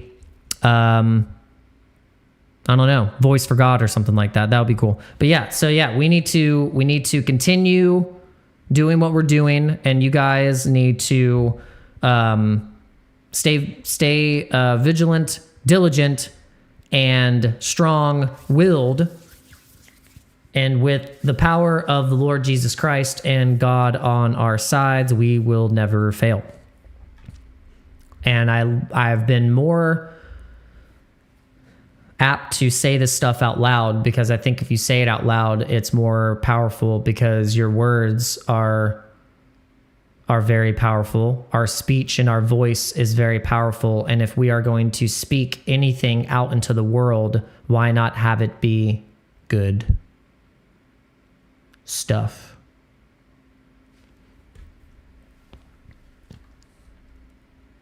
We hope you guys have enjoyed the live stream so far. We and if anyone is new and you're just now tuning in, or you've been tuning in recently, or you just came in today, I want to welcome you to the Dojo crew and the Dano Crypto Show. We do this live stream Monday through Friday, 11 a.m. Eastern Standard Time, and we've been on now a 90-week streak where we have streamed for about 90 weeks straight now. And we want to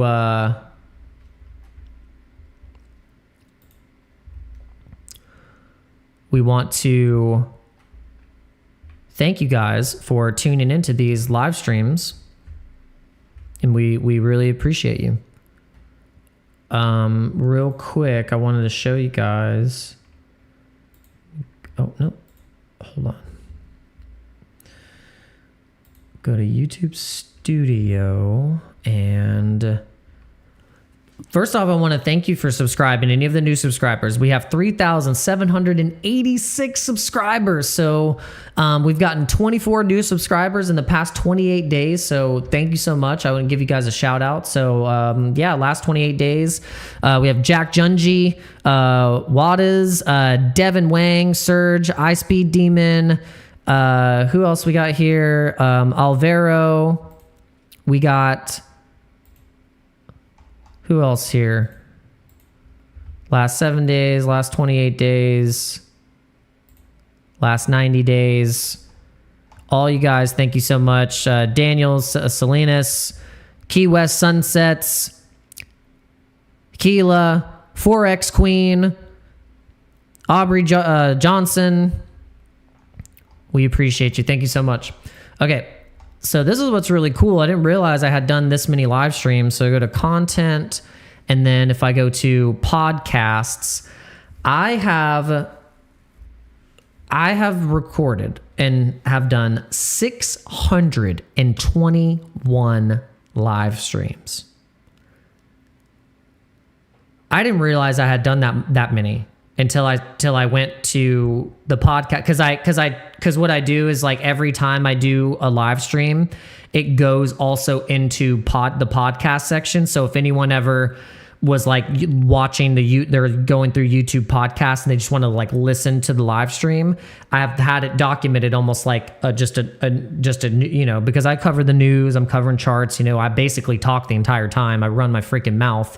I'm not like other live streams where there's like massive layers of pauses and they're just like reading the chat. No, my ass is talking the whole damn time. This is why I feel like I could actually have thousands of people watching, because I would be entertaining them the entire time. And not just being like massive silence. So 621 live streams, man. 620, that's a lot. 621 live streams. That means at some points when I was streaming 2 times a day, so we were really cranking it up. So I just want to show my appreciation for everyone who's had been tuning in even from like the beginning of these live streams and are still here. So, but I just thought that was just crazy. I was like, man, that's a lot of live streams. And someone commented on one of my XYO videos and said they think it will be added to the Trump treasury. I was like, dang, that would be a crazy announcement if XYO is like, breaking a news announcement, Trump media invest in XYO, adds to the treasury. I would just be like, what? I mean, we all want those kind of bullish announcements for our coins, right? We all kind of have a bit of bag bias, But I will say, I want to tell you, hey, anyone, whatever your bags are, I hope you do well. I want you to succeed. I want you to be able to get your money up. I want you to be able to feel like you are ahead of the game, that you're early, that you're not, crazy for investing in crypto. You could have a whole room of people laugh at you, and I've explained this to people that didn't know this story. Like, I got laughed at for like the 10th time again about talking about crypto or saying that I invest in crypto. I've been laughed at so many times or made fun of or been given the faces, of like, just all the stuff that could make you not do it or make you not think you could make a channel or make content about crypto or even talk about crypto. All the things that should make a normal person feel massively embarrassed. I took that as fuel to double down on it. And so recently I played a show and it was a great show. Everyone was great. But then funny enough, the person who I'm playing the show with, she wrote an album and we were the musicians actually on the album. So we were playing the show. And so one of the songs are called Money. And it's actually one of my favorite songs on the album. And one of the lines in the song is, You're always asking what's in it for me. You spend your whole life chasing that money. So it's like, it's cool. It's a cool line. And she asked me, like, and to tell the crowd what my favorite song was, and I said money, and she said, oh well, you don't like the money system though. And she was like, tell them what you really like. And I said Bitcoin, because I knew it was coming. I was like, oh my god, I'm gonna have to like deal with these people fucking laughing at me. And so I said it. I said Bitcoin, and everyone was like, ah. And oddly enough, a line in one of her songs that they had just listened to has the line red flag, and some guy was like, red flag, and they started laughing even more, and I was like, ah.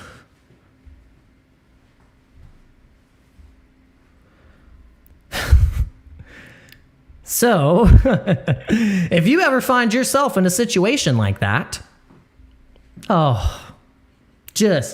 I want you to transmute that laughter into jet fuel. I want you to transmit that laughter into some freaking jet fuel.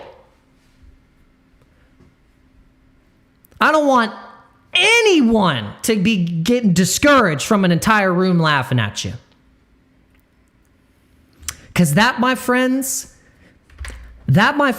is a damn sign from the universe that you are on the right path. Did you know that? That's the sign from the universe that you're in the right place at the right time.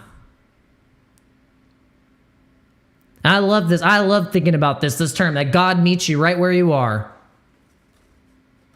God meets you right where you are and shows you what you need to see. And if it's an entire room laughing because you mentioned Bitcoin, that's exactly what I needed. That's exactly what I needed to get myself freaking fired up. I came home and I said, ha! Oh, they don't know who's going to be laughing last. I started getting real crazy.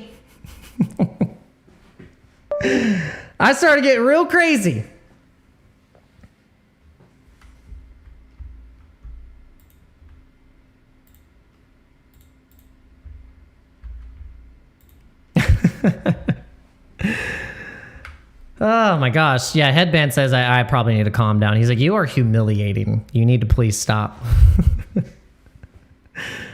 All right, shout out to everyone who's watching on all platforms. Oh my gosh, we have 184 people watching on X. Make sure you guys are, if you're watching on X, can you do me a favor and actually come over to YouTube and subscribe? Because the algo has actually been doing really good on X, but the algo on YouTube has been a little strange. It's been a little strange. I feel like they're kind of blackballing me a little bit, stonewalling me a little bit, but I think we will eventually get on YouTube's good side, and they will put us out there.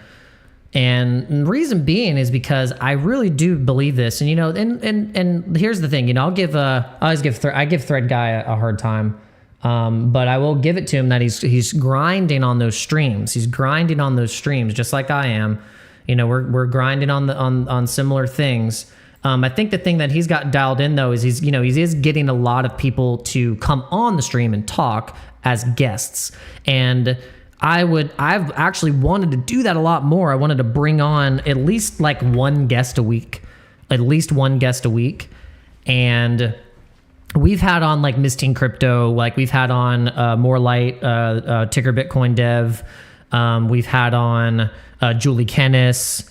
You know, we've had Carl from the Moon. I mean, we've had a lot of awesome guests on the live stream and on the channel. And it usually goes over pretty well. We'd love to do that more. So yeah, I think we're gonna do that. You know, so if anything, Thread Guy is definitely kind of, you know, giving me some thoughts. Man, yeah, I just got to get more people on to just talk and tell a story. You know, people love stories. And if I can get some people on here to, you know, kind of tell me their story and, you know, why they're even in crypto and what they're doing, then that could get some more viewership. And so, yeah, I'll give it a Thread Guy for doing that. So, let's see. Now, right now he's got 20,000 subscribers. on YouTube, and then I wonder what he has on Twitch. Can we view the stream on Twitch? We have to go to Twitch. I think we have to go to Twitch. Yeah, let's see.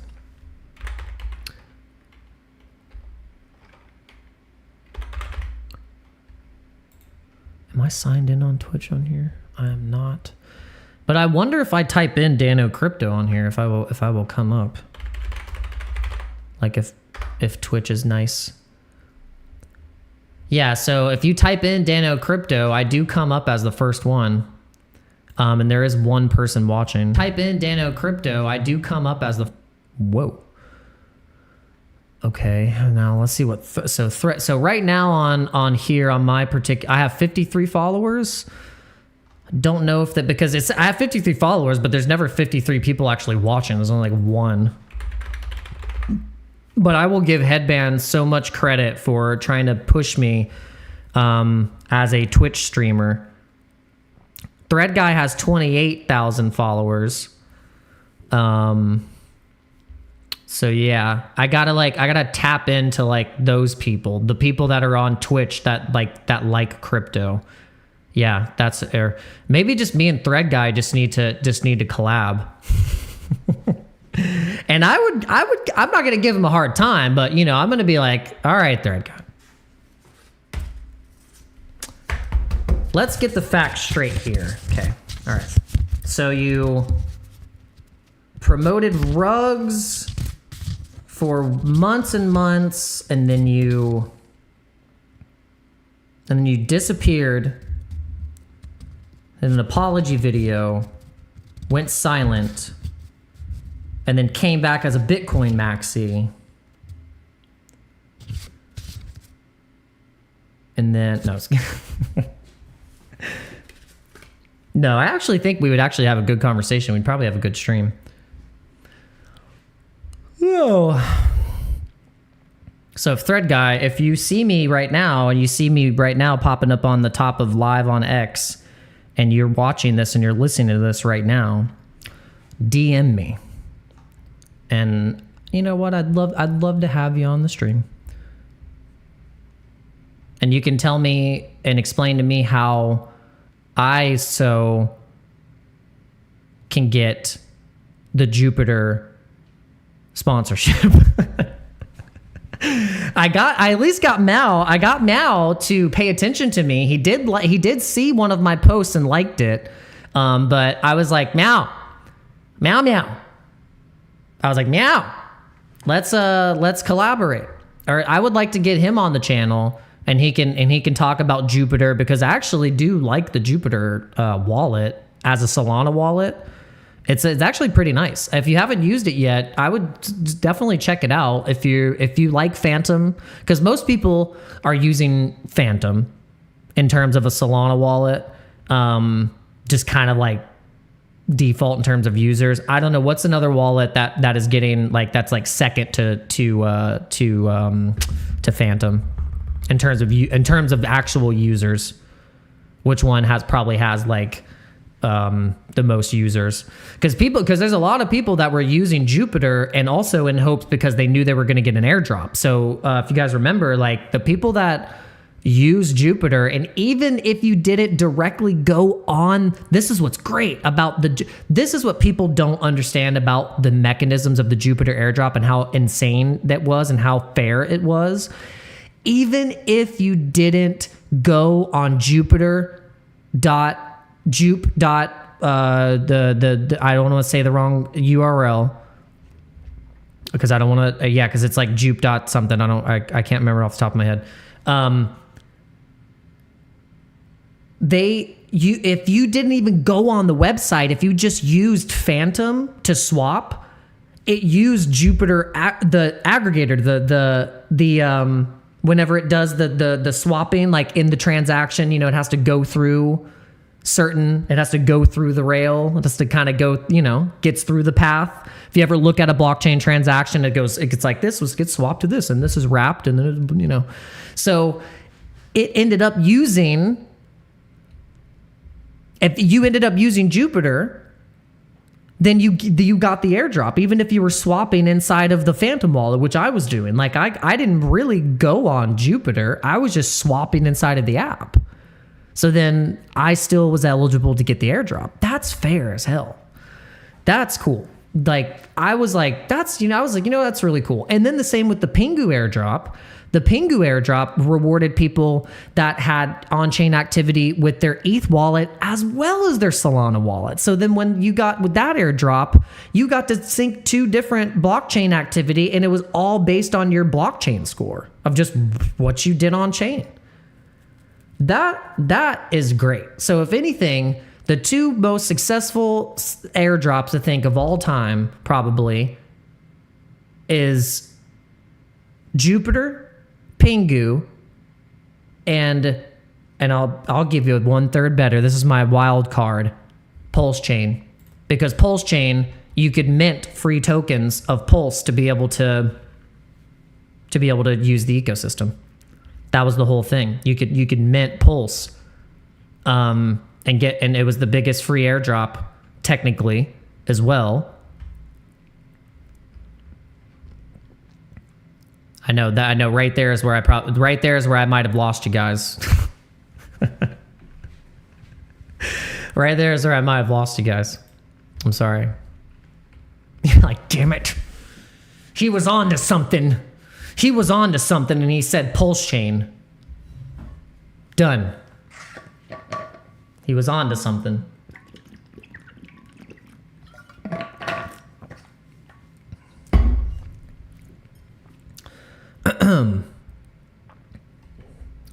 All right. Any other breaking news? Let's see.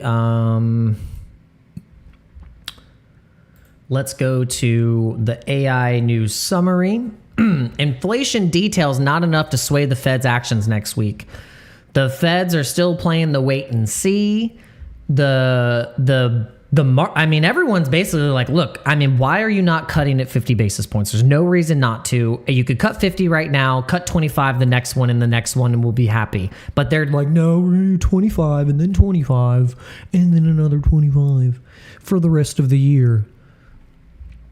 That's some crap. So, but who knows? This is what's interesting is that how's the market going to react if they just change their mind decision and cut 50 basis points if they just do 25 and then 25 and then 25? Is it just going to make it go bing bonging around? My macro analysis is that I don't care. I don't care if they cut 50 or 25 or whatever. I just feel like there's pretty signals telling me that I just need to be investing into assets. And that there's nowhere else for this liquidity and this money that they're going to be printing, and also as well as increasing the debt ceiling,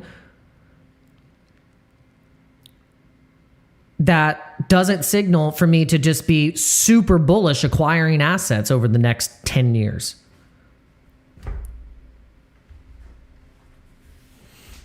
Every forward-looking indicator and macro chart and also historical charts of tracking the stock market, whether it be through the Russell or the S&P or the NASDAQ or gold or the presidential elections or the Bitcoin halvings, it doesn't freaking matter. All of those are just pinpoints in the point where we just keep getting all of the liquidity getting sourced in and going into the blockchain. Whether at periods of high frequency or periods of low frequency, the most lowest being where we had the rug pulls and the Operation Choke Point 2.0 and the debankings and all that stuff. But then now we're high frequency, getting liquidity back in and reversing what was done over the past 4 years. So what does that tell me? That tells me to be way more forward looking. Let's see. Binance will list the pump token. So they already did. So trading's going to start tomorrow. So that's been in the news. Binance is going to be listing pump for spot trading. And I don't know. I don't know if they're listing perps. It just says spot trading. So the Fed doubles down on rate cut bet as initial claims data underscores weak job market. So that's been Definitely. So this Thursday, U.S. government report showed that initial jobless claims surged to nearly a 4-year high. The short-term interest rate futures market continued to increase bets on a Fed rate cut, shifting from expecting at least 2 rate cuts by the end of this year to betting on 4 consecutive rate cuts by September to January. And that could, because there's a meeting in 10 days, then there's one in November and December. If we're looking at the schedule here. Yeah, October and December, and then January. So basically kind of like going into the last quarter, end quarter of this year, and then quarter one. This is why I think we need to really pay attention to 2026 as the mega, quote, super cycle. People have been giving me crap about saying it's a super cycle, but all the indicators are leading to it being a extended cycle. A big one is if you look at the Bitcoin rainbow chart, which is very old school. Not many people pull this chart out, but I found it in 2021. Thank God, because it started to really make me think about these points of the markets and Bitcoin's existence and how it can represent where, if we're like in that period of like euphoria or in FOMO or whatever it is. And if you look at this, I mean, we've basically just been sideways since the bottom of the Bitcoin, like bottom here at 16,000. We've just been technically going sideways over the rainbow. We haven't like had a rip up like we did here, like we did here, and like we did here, and also like we did in after the first inceptions of Bitcoin right here when it was created in 2008. So this is, or 2009, sorry. So why I think we could be getting into these crazy maximum bubble territories up here in the red into the, you know, this, we haven't even gotten close to this yet. So I think 2026 is where we're going to get in the red. 2026, we will be in the red, and we're going to see the results of all of the final easing from the Federal Reserve this quarter. Housing markets need to adjust. Labor markets are going to need to adjust. All markets are basically trying to adjust, and then we're going to be risk on fully.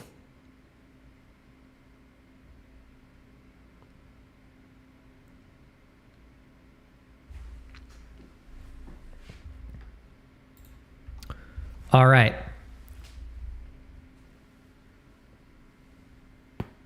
Oh, man. ETF investors are flocking to Bitcoin, futures investors to Ethereum. What does this mean? While Bitcoin and Ethereum have attracted attention with their weak performance in recent days, investors, let's see, blah, blah, blah, blah, blah. Oh, wait, I didn't want to go to that. I have attention with weak performance in the recent days. Investors stand out with their different preferences. At this point, ETF investors turn to Bitcoin and futures investors turn to Ethereum. Investors split between Bitcoin and Ethereum. Important data from the U.S. this week is being followed before the Fed's critical interest rate decision, while expectations for an interest rate cut have been growing ahead of this data. The data shows that it has led to a major divergence. Okay. Traders are watching to see if Bitcoin can break through the $118,000 resistance and open an upward channel. And so this is kind of what they're talking about, the channel, and we'll show you exactly what they're talking about here on the Bitstamp chart. You can see that's the line of resistance that we're talking about, the 118, 119. We got it right there. It's going to battle that.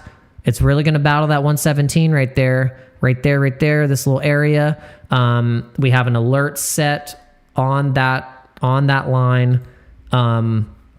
Which means that any point right now going into the weekend, we could possibly see another pullback to the trend line, and then continue to test into that resistance, possibly see a pullback. But if, like I said, if there's a lot of leverage that could get liquidated in that area in the heat map at 118 of shorts, that would be very interesting to see that level get hit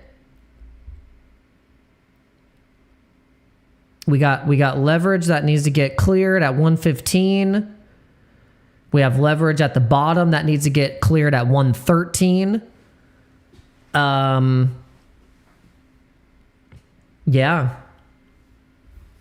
I think there's some key levels that we can look at here. So I would watch for 113 as the low. Okay, 113 270 as the low, and then we need to look at 115.50 as the high.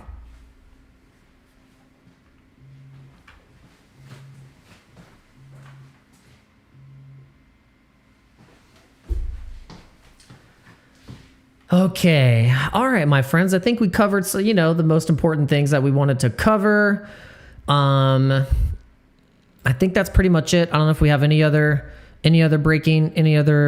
breaking news. Let's see.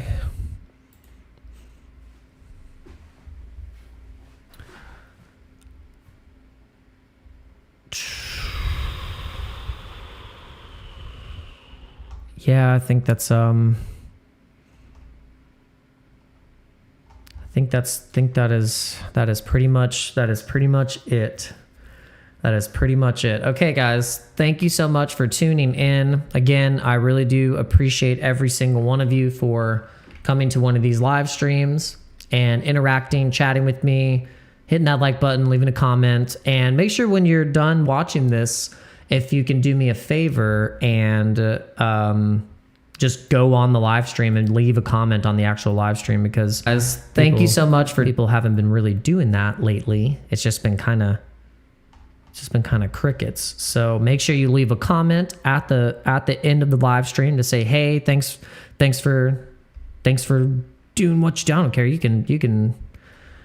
can say whatever the heck you want, but just anything helps instead of it being some bot scam comments. So I'd rather have real people commenting on my videos. So thank you. Repost this on whatever you're watching. If you're watching on X, thank you again for watching on X. We had 220 people tuning in, so make sure you are reposting. And thank you. And remember, if you are watching on X, you can always talk to me and I can see your comment. I can see everyone's comments coming from all different places that I'm streaming. So if you ever want to ask me a question, please do not hesitate to ask.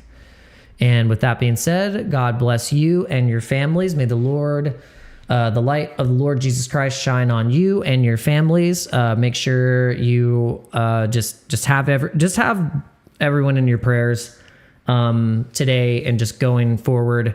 Anyone who's just is suffering and feeling pain and feeling the weight of the world with all of this stuff happening right now. And I pray also for you guys, if you are feeling that same way and you're just feeling it. I'm praying for you as well. And I'm praying that God and Jesus will, just give you relief and the strength to continue to wake up every day and to, just do your best. Praise God. And that's what we can do right now. We got to help ourselves. We got to help the people around us. We have to pray for people, and we have to just continue on.